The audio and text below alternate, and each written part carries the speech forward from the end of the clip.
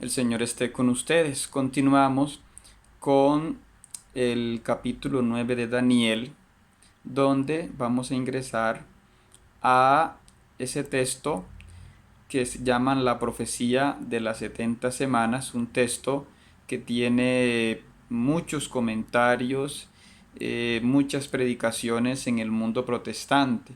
En el mundo católico pues tiene como menos interés, llamémoslo así, pero conviene pues decir un buen comentario sobre él, ¿no? Seguimos con la obra de la introducción a la Biblia de Fayet y de Robert, donde recuerdan al padre dominico Marie-Joseph Lagrange, que fue uno de los principales impulsores de la exégesis bíblica usando métodos modernos de estudio. ¿Qué significa esto?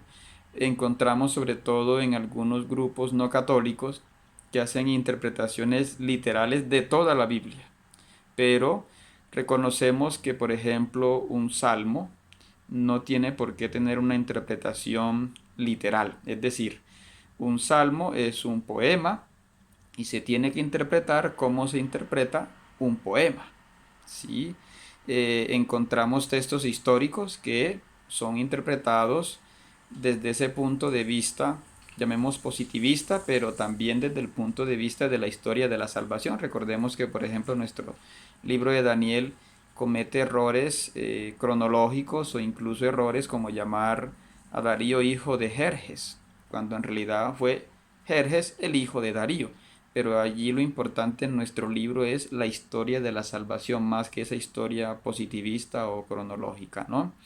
Por eso el padre Lagrange nos invita a mirar este texto de las 70 semanas no como un cálculo matemático, para calcular si en qué momento se dice que iban a nacer o a morir Cristo o venir el reino, sino más bien verlo como un texto que tiene un género literario llamado el Pesher, que significa la actualización profética de los Midrashim, es decir, un texto que quiere aplicar lo que dijo un profeta para su época. ¿Cuál es la época de nuestro libro de Daniel? La época de Antíoco IV Epífanes, ¿no?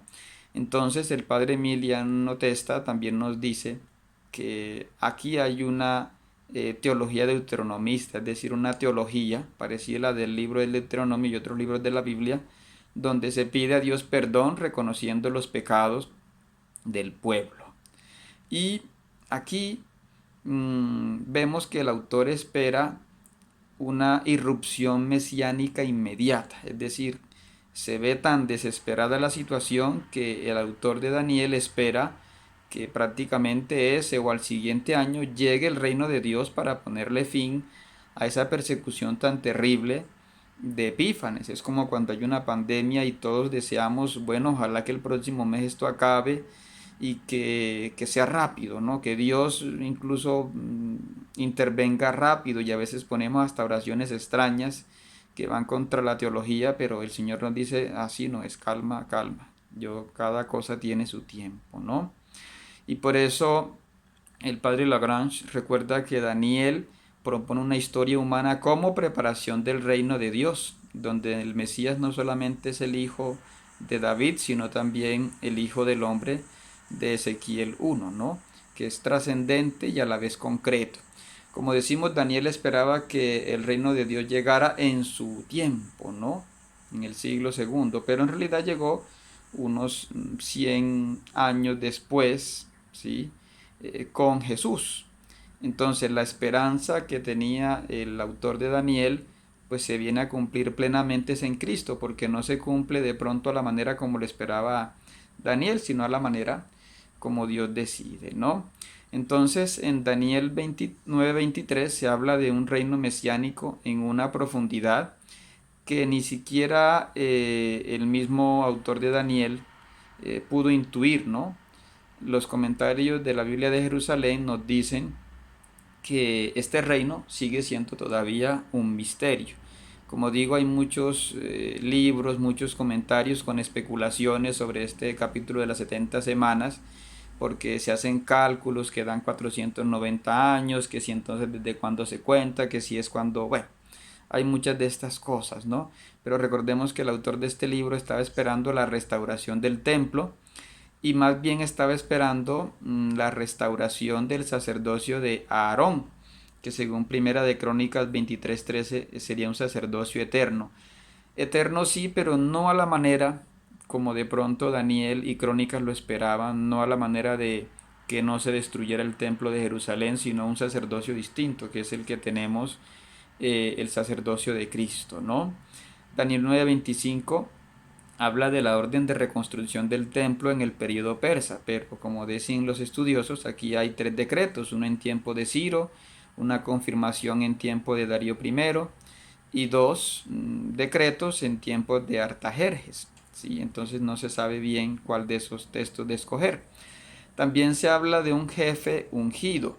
Recordemos que ungido en hebreo es Mesías, que los padres de la iglesia no fueron, no todos dijeron lo mismo, no concordaron en identificar, porque vemos que también se le llamó Mesías a Ciro, con base en Isaías 45:1, también se le llamó Mesías a Zorobabel, que era descendiente de David, y también se le llamó Mesías al sumo sacerdote Josué de la época de los Macabeos.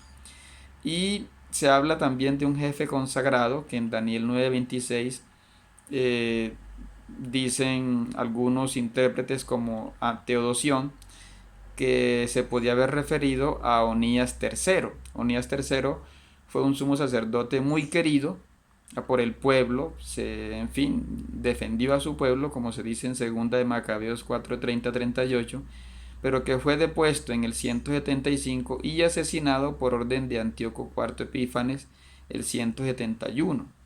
Por eso también aquí se habla de una gran alianza de judíos traidores, como se ve en Primera de Macabeos 1:21, 43 y en Segunda de Macabeos 4:10 y siguientes. Aquí también se habla de un sacrilegio, de una abominación horrible, ¿no? Vamos a leer un poco el texto para ubicarnos qué es lo que estamos comentando, ¿no? En el versículo 24 dice: 70 semanas están decretadas sobre tu pueblo y tu ciudad santa para poner fin a la transgresión, para sellar el pecado, para expiar la iniquidad, para traer la eterna justicia, para sellar la visión y el profeta, para ungir al santo de los santos. Advierte pues y entiende desde la salida de esta orden para la reconstrucción de Jerusalén hasta el príncipe ungido habrá 7 semanas y 72 semanas. Plaza y foso serán reconstruidos, pero tiempo de angustia será este. Y después de las 62 semanas será muerto el ungido y nada le quedará. La ciudad y el santuario serán destruidos por un pueblo de un príncipe que ha de venir. Su fin será como una inundación, y hasta el fin de la guerra están decretadas las devastaciones. Él concertará una alianza con muchos durante una semana, y en la mitad de la semana cesará el sacrificio y la oblación, y sobre el ala del templo estará la abominación de la desolación, hasta que la ruina decretada caiga sobre el devastador. Entonces, con base en este texto, pues algunos quieren ver allí la destrucción que hizo Tito el año 70 cuando destruyó el tercer templo. Pero aquí el contexto parece estarnos hablando más bien del segundo templo y la destrucción a cargo de Antíoco IV Epífanes. ¿Por qué? Porque está hablando de que llegará un príncipe, sí, será muerto un ungido, como decíamos, un Mesías, que puede estar referido a Onías III, que fue traicionado por su propio hermano, que tenía ambiciones. Y dice aquí, la ciudad y el santuario serán destruidos por el pueblo de un príncipe, se refiere a Antíoco IV Epífanes. Y hasta el fin de la guerra están decretadas las devastaciones. Él concertará una alianza con muchos, es decir, si entendemos que fue Antíoco IV Epífanes, lo comparamos con Primera de Macabeos 1:21 y 43 y 52, que nos habla de esa alianza de los judíos traidores, de los judíos que se vendieron a Antíoco IV Epífanes. Dice él concertará una alianza con muchos y durante una semana y en la mitad de la semana cesará el sacrificio y la oblación. Es decir, este hombre durante 3 años y medio, Antíoco IV Epífanes, hizo que cesaran los sacrificios en el templo de Israel. Algunos, repito, quieren ver aquí lo que pasó en el año 70, pero el contexto nos muestra más que se está refiriendo a esta segunda destrucción en la que se suspendieron por 3 años y medio los sacrificios en el segundo templo. Dice aquí, cesará el sacrificio y la oblación y sobre el ala del templo estará la abominación de la desolación. Se está refiriendo aquí a un ídolo que según segundo de Macabeos 6:2, Antíoco IV Epífanes puso en el templo de Jerusalén entre el año 167 y el 164, cuando puso allí una imagen de Zeus, que para los judíos fue una cosa terrible, ¿no? Fue la abominación de las abominaciones. Aunque en el Nuevo Testamento, pues también ese título se pondrá cuando se profana el templo por parte de Tito. Pero repetimos, el autor de Daniel parece estar hablando más de su época, ¿no?